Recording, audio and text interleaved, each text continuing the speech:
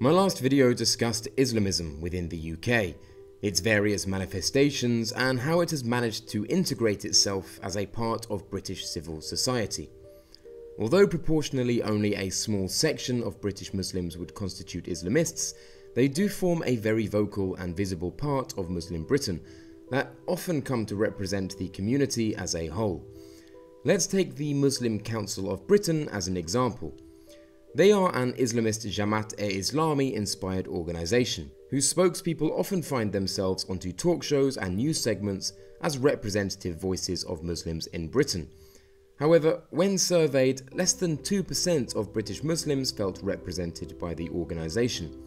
Only 20% said they felt represented by an Islamic group that claims to speak for Muslims in general. We also covered an even smaller segment still, those we would label terrorists. Instead of analysing why terrorist attacks take place, why don't we look at something else? Why they are likely to increase? What does the data tell us about who the terrorists are, and which variables may predict an increase in activity? We don't see an even distribution of radicalisation throughout Europe. For example, Italy, Spain and Greece have significantly lower levels of radicalisation than, say, the UK or France or Germany. Moreover, within nations we don't see an even geographical distribution of jihadis, but rather we can identify hotspots. Said hotspots are usually unremarkable in terms of poverty or cross-cultural integration, but what they do tend to have in common are circles of radicalisation. This is the most important point to bear in mind. Jihadis tend to be found in concentrated points centred around radicalisation hubs. Let's have a look at some examples. In Germany, the small town of Hildesheim has exported 17 jihadi foreign fighters. There is nothing peculiar demographically about the town, nor socio-economically, yet we have a disproportionately high number of jihadis resident. This can be explained by the presence of the DIK, who are organised around a local mosque. Another example is in Belgium, where Sharia for Belgium operates, mostly in the Flemish-speaking parts of the country, particularly in places like Antwerp, Brussels and Vilvoorde. Norway is similar. It has a Muslim population of less than 150,000, yet has exported 90 foreign fighters, which can be attributed to the presence of the Prophet's Ummah, a militant group that many of the foreign fighters had direct connections with. The UK, of course, is another case in point. Anjem Choudhury's various organisations, under varying names in response to legal pressure, has exported dozens of foreign fighters to Syria, as well as homegrown terrorists. While it is true that some terrorists are self-radicalised, the vast majority exist in groups. It seems that, above all, the presence of such groups is the clinching explanatory variable for why some areas possess higher numbers of dangerous individuals, as opposed to integration, or economics, or education. The question is, what do we do with these groups, most of which operate firmly within the boundaries of the law? In September 2016, Anjem Choudhury was sentenced to 5 years in prison in the UK, as incrimination bars are lowered to allow for the prosecution of some members of these groups. The issue for governments is how low this incrimination bar can be set without curtailing freedom of speech and invoking a backlash. Moreover, we can expect these groups to adapt in turn to bypass legislative efforts, or simply to go underground entirely. This seems to be the largest predictive factor of the persistence of jihadism, how many of these groups operate, and how freely they can do so. So, why does it seem likely that these groups will continue to proliferate? For terror hubs to operate, they need leaders to recruit members. Recruiters, or jihadi entrepreneurs, need to possess the cultural capital and status necessary to command authority and mobilize others. This could take the form of scriptural authority and religious knowledge, on-the-ground experience as a fighter, or experience of imprisonment. The number of foreign fighters leaving Europe has been unprecedented in European history. As of December 2015, around 6,000 jihadis have travelled to Syria and Iraq. This is a staggeringly high number, especially when one considers that European foreign fighters are 16 times overrepresented when compared to foreign fighters from other parts of the world. Between 20% and 30% have returned to Europe thus far, but as Islamic State's fortune in battle continues to dwindle, we can expect this number to increase. Of those that do return, only 10% claim to be disillusioned with jihadi ideology, according to a recent German study. In terms of prison figures, Europol reported that between 2011 and 2015, 1,579 individuals were arrested in connection with Islamist terrorism investigations, a figure that excludes UK data and was an increase of some 500 compared to the previous 5 years. In Britain, as an example, the average imprisonment time in 2013 for those prosecuted was 9 years. We can thus expect within the next 10 to 20 years to have thousands of jihadis throughout Europe who either have foreign fighter experience, prison experience, or both. If they should so wish to do so, they would be in good position to form terror networks or hubs of their own to reach out and radicalize others. Of course, for the jihadi entrepreneur to recruit, they need a pool to recruit from. Jihadi terrorists tend to be men with an average age of 27.3. It thus wouldn't be unreasonable to predict, all things being equal, that an increase in this demographic will result in increased numbers of jihadi Islamists, as this widens the base from which entrepreneurs can recruit from. Pew Research from 2011, which predates the migrant crisis, predicts that the Muslim population in Europe will grow from 44.1 million in 2010 to over 58 million by 2030.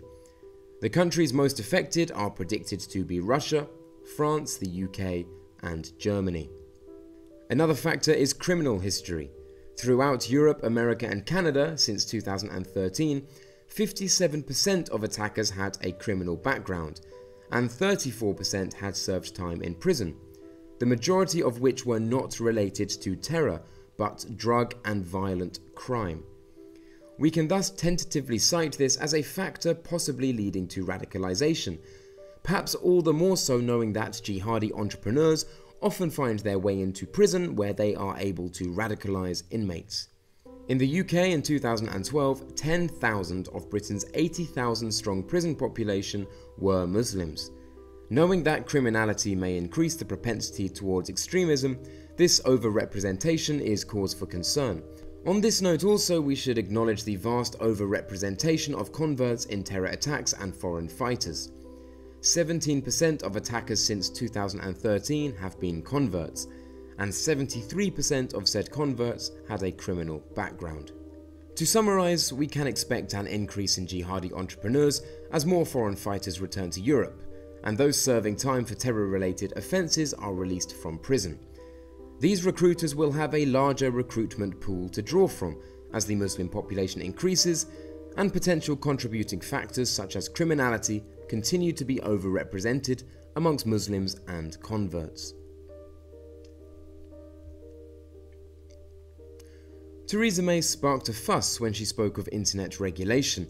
However, it cannot be denied that the internet has made jihadism a much easier business. Prior to the proliferation of social media, jihadis were often confined to fringe internet forums with lackluster traffic and outreach capabilities, and also vulnerable to closure by the government. Now social media provides innumerable platforms through which jihadis can operate, which are not only user-friendly and with a wide user base to appeal to, but also safer from governmental surveillance and hacking. The same can be said for other encrypted platforms like Telegram and WhatsApp. This together makes state surveillance nigh on impossible.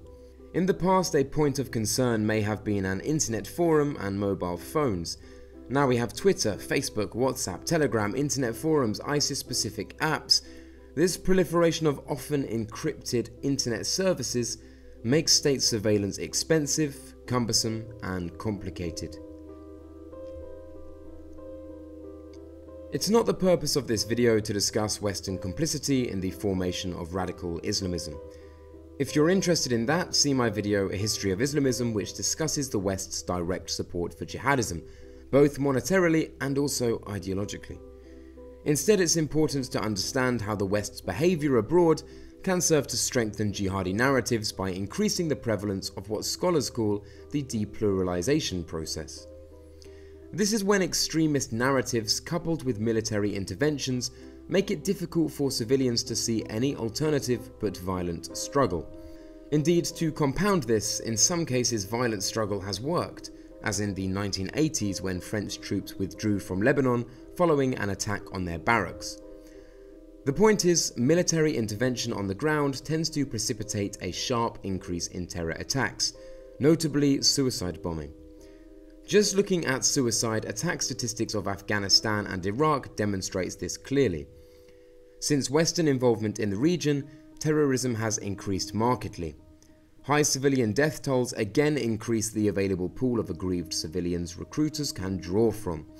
In terms of blowback effect for the West, Western foreign policy can serve to legitimize extremist narratives of West versus Islam as civilian death tolls mount. Moreover, the refugee crisis sparks more issues. Hitherto, the vast majority of attacks have been committed by residents of Europe.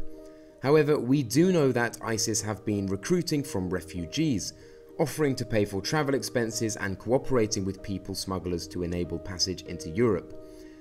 Islamic states extending a helping hand to those likely already aggrieved could well see an increasing proportion of attacks committed by migrants.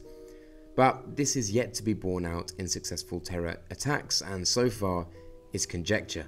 Military non-involvement can spark the same issues.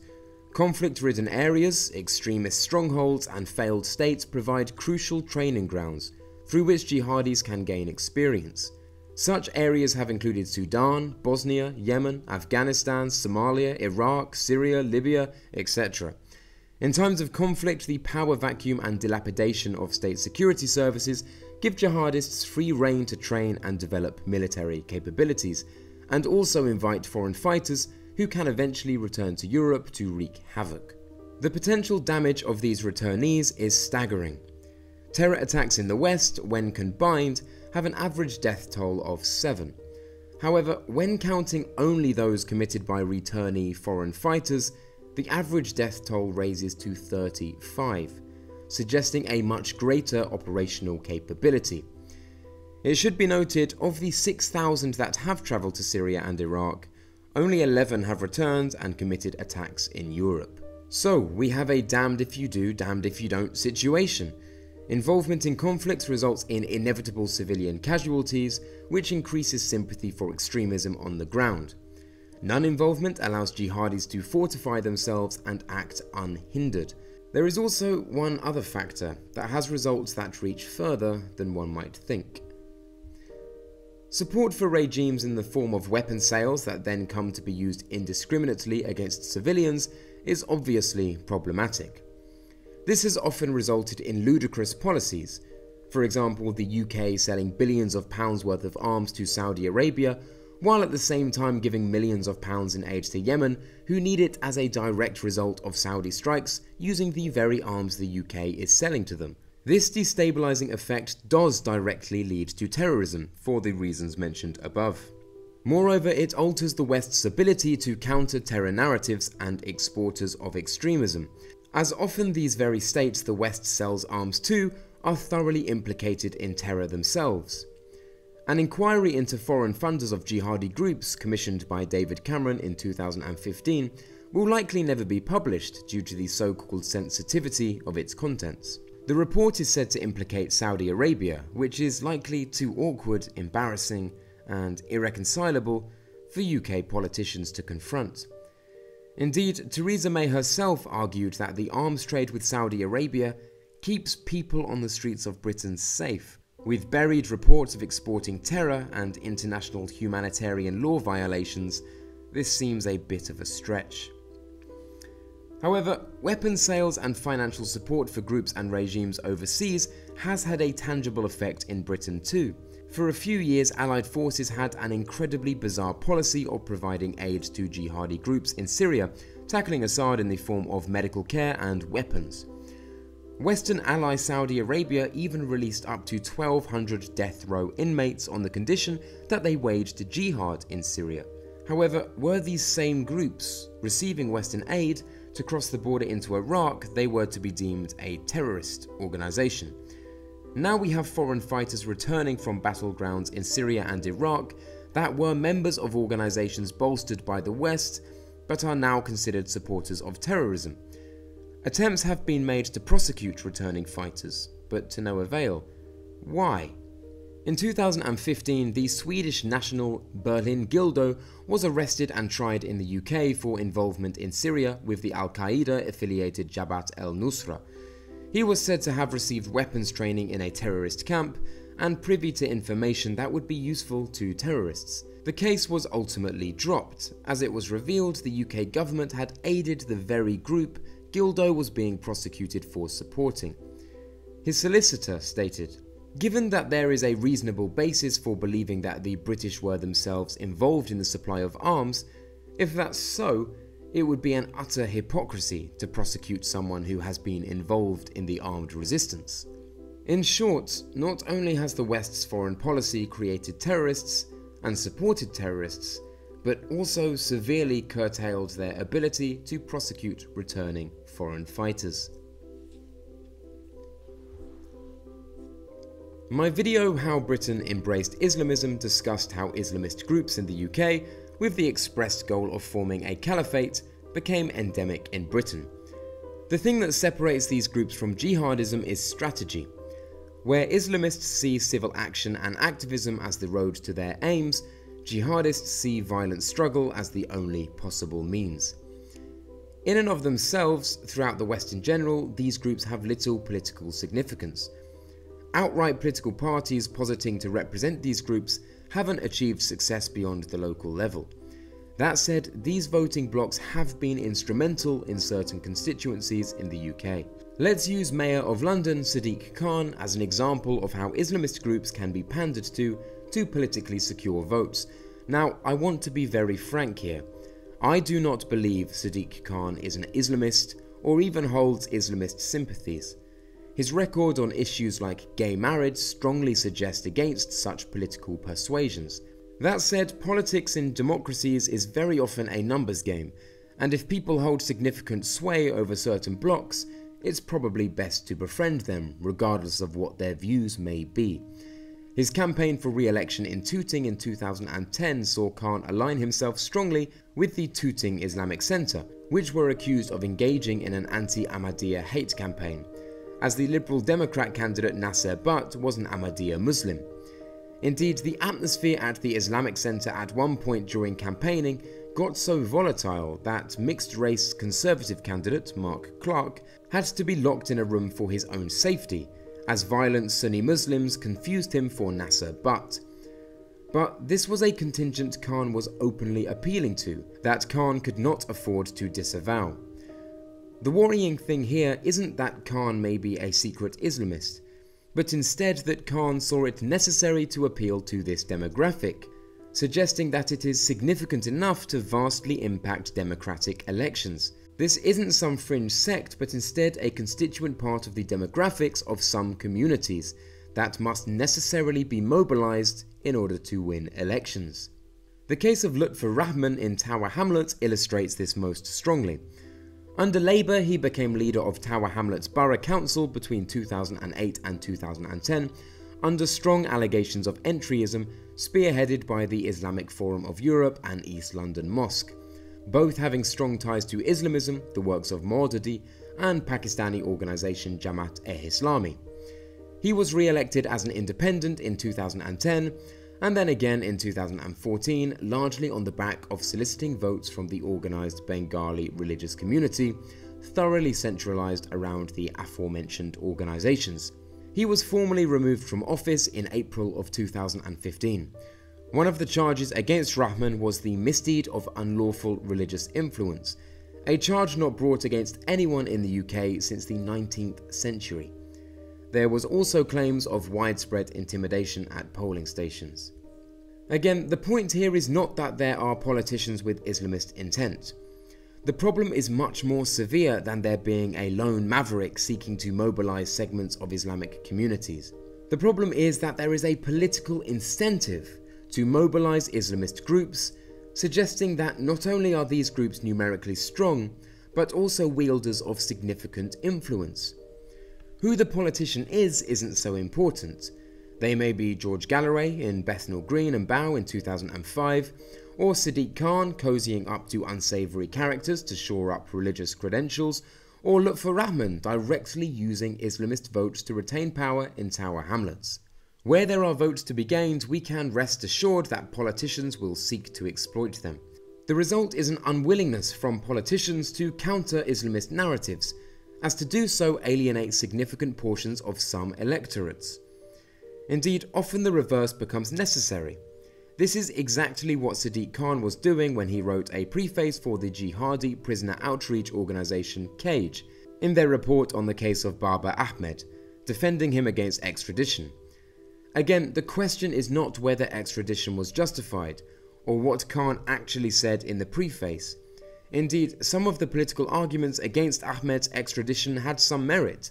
The issue is why Khan aligned himself with this group in particular to voice this concern. This is the same organisation that went on to dub Jihadi John a beautiful young man.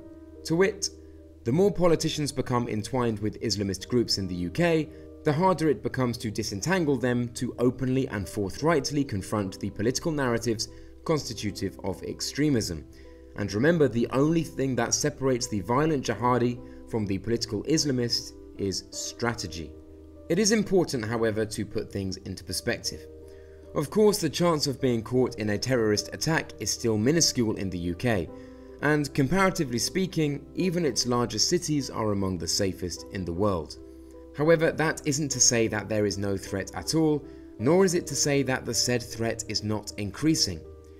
The next video will be the last I intend to do on Islam or terrorism for a long while, and will focus on my personal thoughts and opinions on the situation.